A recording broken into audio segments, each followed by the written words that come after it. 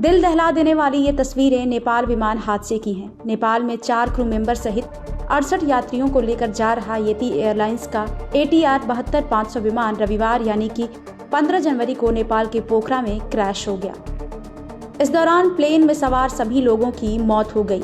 इस घटना के बाद नेपाल में उड़ानों को लेकर एक बार फिर से चर्चा शुरू हो गई है, क्योंकि पिछले 30 सालों में नेपाल में ये 28वां विमान हादसा है। एक्सपर्ट्स की माने तो दुर्गम पहाड़ी एरिया, खराब मौसम, पुराने विमान और अनुभवहीन पायलटों की वजह से नेपाल को उड़ानों के लिए सबसे खतरनाक देशों में शुमार किया जाता है।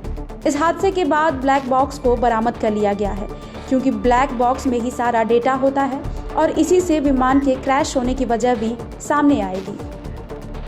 फिलहाल जो जानकारी हमारे पास है, जिसे हमने flight tracking website flight radar 24 से ली है, उसके मुताबिक जो विमान क्रैश हुआ है वो 15 साल पुराना है। ऐसे में ये जानने की ज़रूरत है कि एयरक्राफ्ट की उम्र कितनी होती है।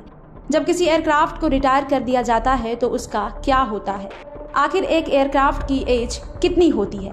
तो हम आपको बता दें कि international air transport association IATA के मुताबिक बीते 35 साल में दुनिया भर से 16,000 से ज़्यादा विमानों को रिटायर किया गया है। हर साल लगभग 700 विमानों को डीकमीशन कर दिया जाता है। IATA का अनुमान है कि अगले 10 साल में 11,000 से ज़्यादा विमानों को डीकमीशन किया जाएगा। IATA के मुताबिक एक कार्गो एयरक्राफ्ट की औसत उम्र 32 साल 5 महीने की होती है, जबकि पैसेंजर एयरक्राफ्ट की उम्र 25.1 साल रहती है। यानी कार्गो एयरक्राफ्ट को 32.5 साल और पैसेंजर एयरक्राफ्ट को 25.1 साल के बाद डीकमीशन कर दिया जाना चाहिए। हालांकि हर विमान की रिटायरमेंट की उम्र अलग अलग होती है। जैसे बोइंग के 747 विमान को लगभग 27 साल बाद डीकमीशन कर दिया जाता है।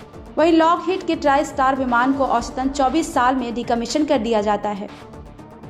IATA का कहना है कि रिटायरमेंट के बाद ही विमान का इस्तेमाल किया जा सकता है। एक विमान में 3.5 लाख से ज्यादा पुर्जे होते हैं और इनका इस्तेमाल दूसरे विमानों में किया जा सकता है।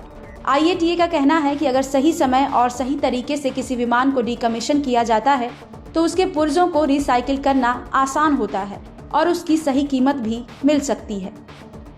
एरिजोना में दुनिया का सबसे बड़ा स्टोरेज हाउस बना है। यह स्टोरेज हाउस 2600 एकड़ में फैला हुआ है। यहाँ अमेरिकी सरकार के 4600 से ज्यादा रिटायर्ड एयरक्राफ्ट खड़े हैं। अमेरिकी सरकार और सेना के विमानों में लगने वाले लगभग 80% स्पेयर पार्ट्स इसी स्टोरेज हाउस से बेचे जाते हैं। मीडिया रिपोर्ट्स के मुताबिक जब किसी डीकमीशन विमान के सारे जरूरी पार्ट्स निकाल दिए जाते हैं, उसके बाद भी उसकी बॉडी को कबाड़ में बेचकर कमाया जा सकता है। रिपोर्ट्स की माने तो बोइंग 747 की बॉडी $55,000 यानी करीब 45 लाख रुपए में बिक जाती है।